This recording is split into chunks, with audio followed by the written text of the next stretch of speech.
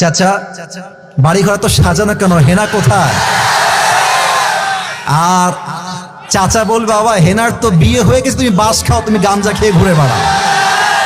চাচা বাড়ি ঘর এত সাজানো কেন, আর হেনা কোথায়?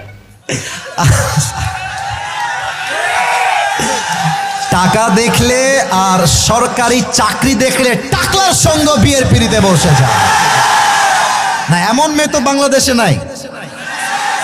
আরে নাই, আরে নাই রে ভাই। থাকলে আল্লাহ হেদায়েত দান করুক, পড়েন সবাই আমিন। এজন্য আমি বলি, পকেট শূন্য থাকা অবস্থায় যে আমাকে হালাল ভাবে বিয়ে করতে চাইবে সেই তো আমার ভালোবাসা পাওয়ার যোগ্যতা রাখে। আর যে আমাকে প্রতিষ্ঠিত হওয়ার পরে চাইবে, বুঝতে হবে সে আমাকে ভালোবাসে নাই, সে আমার অবস্থানকে ভালোবেসেছে। আচ্ছা, তোমরা কি জীবনে ভালো কিছু করতে চাও কি চাও না? ভালো মেয়ে বিয়ে করতে চাও কি চাও না? আব্বা আম্মার মুখকে তোমরা উজ্জ্বল করতে চাও কি চাও না? আমি আজকে এমন কিছু কথা নরসিংদের মাহফিলে বলবো যেটা আমি আগে কখনো এইভাবে বলার সুযোগ হয় না, আজকে বলবো, কারণ আমার সব ভালোবাসার মানুষগুলো আমার সামনে দাঁড়িয়ে আছে, বসে আছে। আমি তোমাদের সবাইকে অ্যাড্রেস করে একটা তিতা বাস্তব কথা বলতে চাই।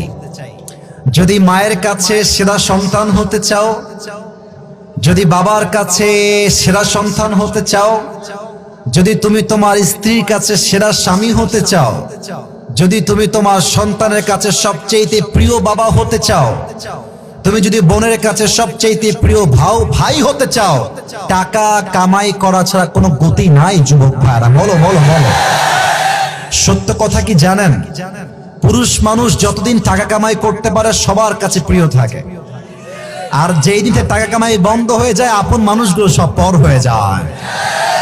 এজন্য আমি সবাইকে বলবো, সময় থাকতে টাকা কামাই করো হালাল ভাবে, অনেক বেশি ব্যবসা করো, চাকরি করো, উদ্যোগ নাও, প্রতিষ্ঠিত হও জীবনে। যদি তুমি তোমার জীবনে হালাল ভাবে অনেক টাকা কামাই করতে না পারো যুবক ভাইরা, একদিন সময় আসবে তোমার জীবনে হয়তো তুমি এসে বলবা, চাচা বাড়ি ঘর তো সাজানো কেন, হেনা কোথায়? আর চাচা বলবে বাবা হেনার তো বিয়ে হয়ে গেছে, তুমি বাস খাও, তুমি গাঞ্জা খেয়ে ঘুরে বেড়াও। এটা আমি তোমাদেরকে মন প্রাণ থেকে বলছি যুবক ভাইরা, অলওয়েজ মাথায় রাখবা, जब जेब में पैसा होता है तो पराए भी अपने हो जाते हैं, और जब जेब में पैसा नहीं होता तो अपने भी पराए हो जाते हैं।